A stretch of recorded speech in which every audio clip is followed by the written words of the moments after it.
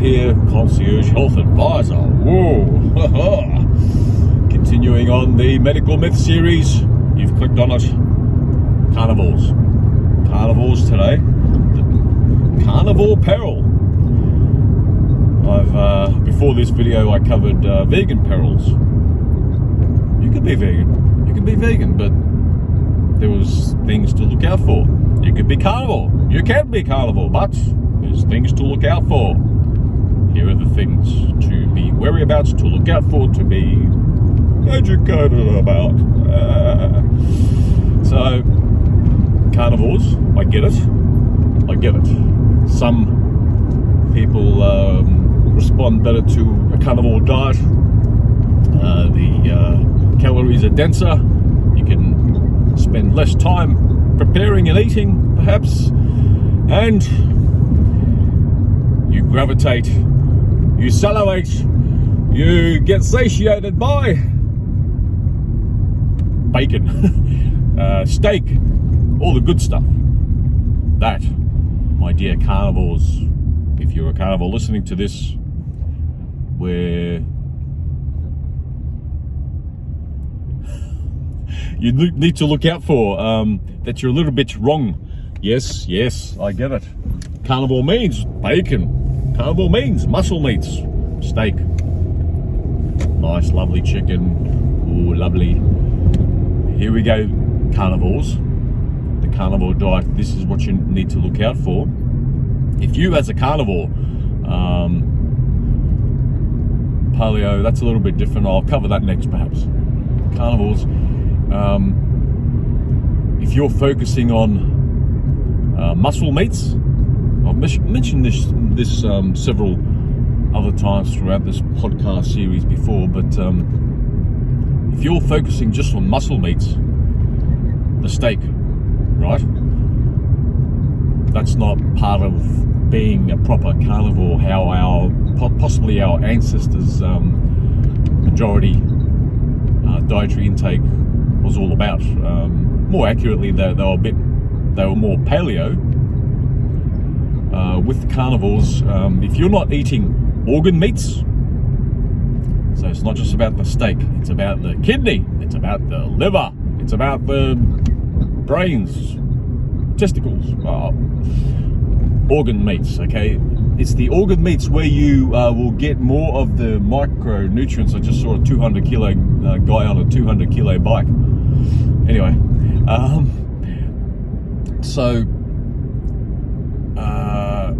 bike. I was interested in the bike.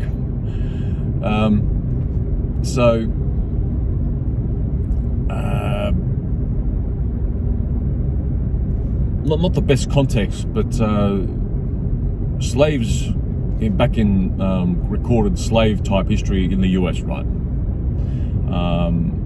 Slaves ate organ meats.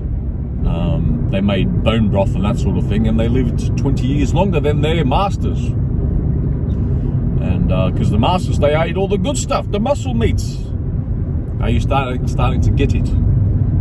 Also, carnivores, if your meat is being prepared well done,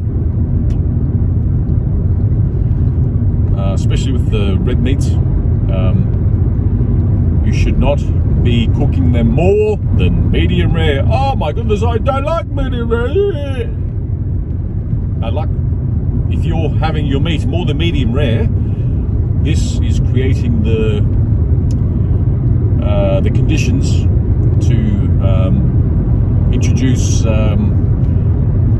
trans fats, heterocyclic amines, and acrylamides in your circulatory system. That is the whole creation of atherosclerosis, which deteriorates your cardiovascular system, cardiovascular issues, including stroke risk and the like. I'll have back cholesterol. Cholesterol is a little bit more complex. In a nutshell, cholesterol conditions are built up with a lot of oils, processed oils especially, burnt animal fat and fried food. and sugar intake. So with the oils and the sugar, donuts especially, top of the tree with the cholesterol formation complex risk. That's where cholesterol's at. Yes, it's not the saturated fats complex. We need more saturated fat. It is quite possible. I have a bit more. It's not a bit more possible, but a bit more of a conviction. Okay, it's a conviction. It's nuts even saying this, but we appear to be having a cholesterol deficiency issue complex in the Western diet, where it's creating this epidemic of mental health and hormone health issues, sexual performance, fertility, and the like. We have a cholesterol deficiency, not a cholesterol problem. It's a little bit complex. I've got a whole cholesterol episode in the podcast series. I've mentioned cholesterol from time to time. It's very counterintuitive. It's very health disinformation, misinformation, malinformation. That's what the Quackwatch people or the mainstream will label me as. But my usual comeback is, let's compare notes in 30 years. That's all I got to go on. Yes, I do have a bit of research to go on. It is out there, but it's not findable, it's not too visible, it's not too searchable. And I searched, I read, I'm experiencing. And that's the whole cholesterol thing. So, carnivores. Oh, but how about vitamin C and fiber? Complex. With those two examples, where most people, many pushback people will come at you at, oh, you need full of vitamin C or scurvy.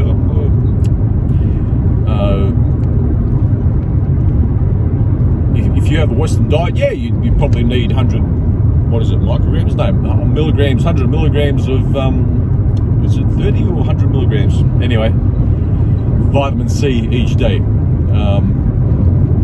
You probably need those levels. You probably need the 30 milligrams of fiber each day on that Western diet. But if you're a carnivore, you probably only need a thimble full of fiber, which is possible.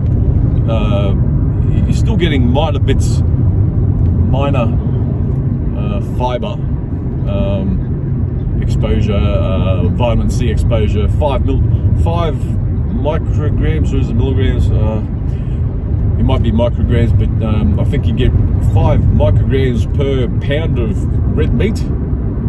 I think that's the right sort of figure. And at that level, that's all you require on a carnivore diet. There's a carnivore advocate out there. I forget his name and some of the research papers that he's published, but it's a bit complex. So you don't need much fiber if you have a carnivore diet. If you have a Western diet, yeah, you need to boost your fiber. That even doesn't make that much sense either. We have this fixation on bowels, and we even have a bowel stool scale, the Bristol stool scale, where universally we've decided number 3 is the perfect poo. Oh God, I don't know. It's got to come out like formed like a banana. It's in the shape of an S. Going down the S bend. So that's okay, we get it. If you're crapping pebbles and peeing out your poo, yeah, there's probably some issues. But if you're well nourished and not don't have much exposure to gluten, those bowel issues will be no more. That's another thing littered throughout my videos and podcasts.